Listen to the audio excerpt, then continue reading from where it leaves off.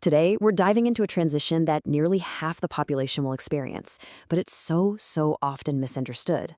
We're talking about menopause. But here's the thing. We're not going to talk about it like it's some kind of ending. We're going to explore a completely new and honestly a much more empowering way to look at this powerful change. Okay, so let's just get right into it. One of the first things so many women notice during this time isn't just a hot flash. It's this deep feeling of emotional uncertainty, that sense of just not feeling quite like yourself anymore. And it is so important to hear this right from the start. It's not just you. Maybe these questions sound a little too familiar. Why am I so exhausted all the time? Or where did this anxiety come from? Things that never bothered me before suddenly feel overwhelming. These are the real questions that bubble up. And yeah, they can be incredibly confusing. So let's just pause right here for a second. Before we get into any of the science or the solutions, the most important thing to absorb is this. Whatever you're feeling, it's normal. It's a shared experience. It is not a sign that you're weak or failing. It's just a sign that your body is changing. That's it. And that leads us to the most important part of this whole conversation. We have to reframe how we think about the change. It is time to throw out that old negative story and see this transition for what it truly is. This quote, it just says it all, doesn't it? Let's say that again because it's so important. Menopause is not a medical failure. It's a biological milestone. Your body has literally been preparing for this since puberty. It's not breaking down. It's leveling up. I mean, just look at the difference here. The old way of thinking is full of these heavy words like breakdown or decline. But the reality, the new view, is that this is a milestone. It's a transformation. It's a totally natural process. Just shifting your language, well, that changes everything. All right, so now that we've got our mindset in the right place, let's talk about the science. Because understanding what's actually going on inside your body is the key to feeling like you're back in the driver's seat. First off, it's really important to know this isn't some switch that just flips overnight. It's a journey with a few distinct stages. You have perimenopause, which is when hormones start their, let's call it a dance. Then comes menopause, which is officially marked by 12 months in a row without a period. And after that is postmenopause, when your body is settling into its new normal.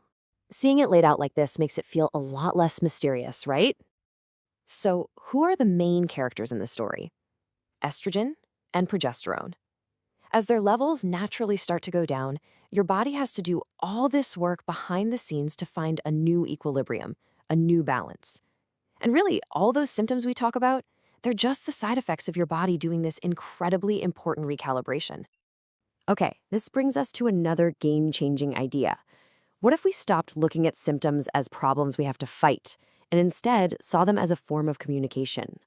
What if they're just signals from our body? Let's look at this list of common signals. You've got hot flashes, mood shifts, sleep getting all messed up, changes in your metabolism, that feeling of being totally overwhelmed. We've been taught to see these as things that are wrong, things to get rid of. But what if they're just data? And this is the new approach, right here. These signals are not weakness. They are just your body talking to you, asking for new kinds of support and care as it goes through this massive upgrade.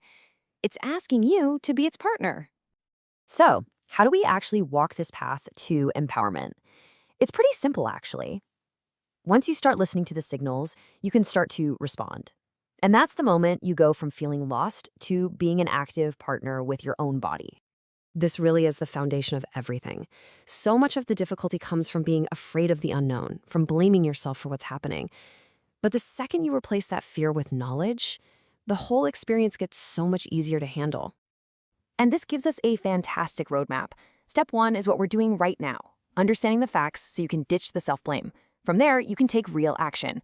Step 2 is soothing with food. This isn't about some crazy diet. It's about learning what helps you. Maybe that's adding more foods with phytoestrogens, like flax seeds. Step 3 is finding key nutrients. Your body needs different things now. Maybe it's asking for more magnesium to help you sleep or more calcium for your bones. And finally, step 4, creating new routines. This could be as simple as a calming bedtime ritual or finding a type of exercise that feels good for your new energy levels. It's a path from understanding straight to action. So let's just land back on that big central idea. This is not the end of anything. It's the beginning of a new chapter.